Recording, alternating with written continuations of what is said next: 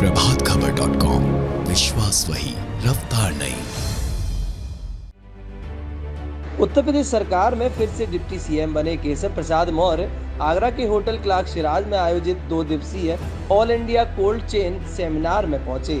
यहां पर उन्होंने कोल्ड स्टोर से संबंधित सभी व्यापारियों को संबोधित किया और बताया कि 2017 से पहले की सरकारों में व्यापारियों से इनकम टैक्स की तरह गुंडा टैक्स लिया जाता था। पहले विकास नहीं बल्कि अपहरण हुआ करता था। कहीं भी किसी का भी अपहरण हो जाता था।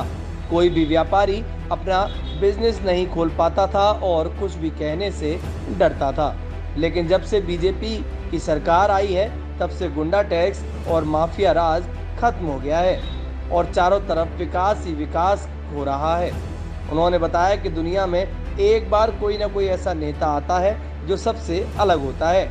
ऐसे ही हमारे देश के प्रधानमंत्री नरेंद्र मोदी हैं। इनके जैसा ना तो अभी तक कोई आया है और ना ही शायद कोई आएगा। उन्होंने संबोधन में अखिलेश यादव पर भी निशाना साधा। उन्होंने कहा कि इस बार के चुनाव में सपा को साफ कर दिया है। सपा मुखिया को ना तो राजनीति आती है और ना ही वह अच्छे नेता हैं। 2017 के पहले का उत्तर प्रदेश स्मरण करिए। अपहरण जैसे उद्योग बन गया था। कोल्ड स्टोरेज उद्योग नहीं था, इंडस्ट्री उद्योग नहीं थी। उस समय अपहरण कर लो, यह उद्योग उस समय चलता था।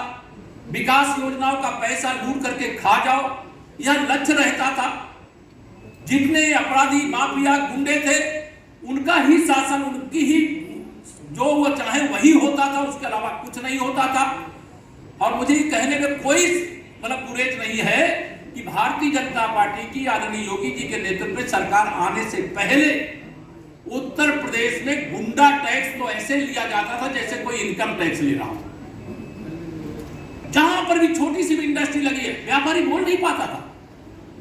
आज आप बताइए, जब से उत्तर प्रदेश, सबसे पहले तो प्रदेश की जनता का और जनता के द्वारा चुने गए जनप्रतिनिधियों का हृदय से अभिनंदन करता हूं कि उन्होंने भारतीय जनता पार्टी पर भरोसा किया, भारतीय जनता पार्टी के प्रत्याशियों का समर्थन किया और भारतीय जनता पार्टी उत्तर प्रदेश में के इतिहास में यह सबसे बड़ी विजय प्राप्त किया। विजयी सभी हमारे जो उच्च सदन के सदस्य निर्वाचित घोषित हो गए हैं उनको सबको हृदय से बधाई देती है। केशव जी, आज आपने एक ट्वीट भी किया था जिसमें आपने लिखा था कि सपा अब सफा। मैं कोई गलत किया नहीं हूँ।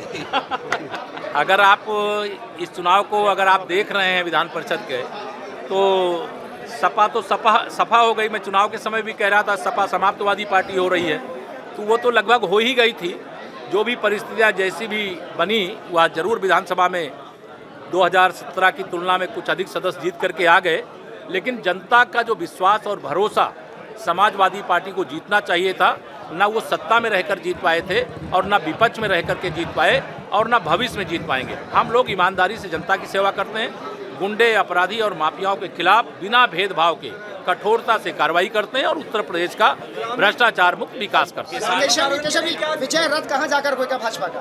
देखिए, विजय रथ तो अब चल रहा है, रुकने का कोई स्थान ही नहीं है, जो चलता रहेगा आनंद काल। किसानों की आय दुगनी की बात की जाती है।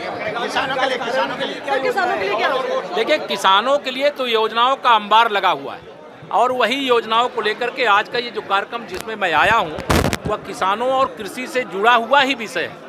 और कृषि से जुड़े हुए विषय जैसे मैंने बताया अभी कि लगभग 1 लाख करोड़ के लागत की किसानों की उपज बर्बाद हो जाती है। अगर हमारे पास कोल्ड चेन और कोल्ड स्टोरेज की व्यवस्था ठीक हो तो यह 1 लाख करोड़ रुपए मेरे किसानों की जेब में पहुंच सकता है।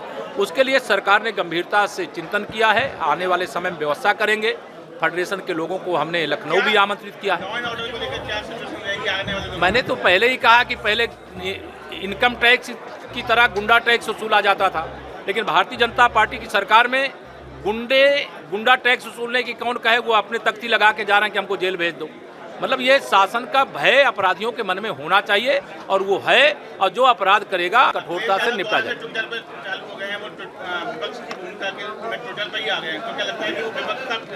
ये तो श्री अखिलेश यादव जी से पूछिए। वैसे श्री अखिलेश यादव जी के लिए मैंने पहले ही कहा था वो न सत्ता के लायक है न विपक्ष के लायक।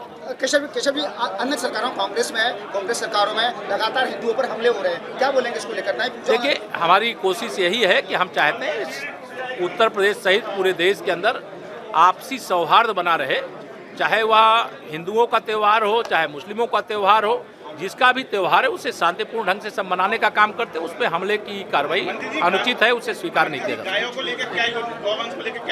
पूरी योजना है कि गौवंश का संरक्षण भी करेंगे, किसानों की फसल को चरने से बचाएंगे भी और गौवंश को कटने से रोकेंगे भी। धन्यवाद। प्रभातखबर.com, विश्वास वही, रफ्तार नहीं।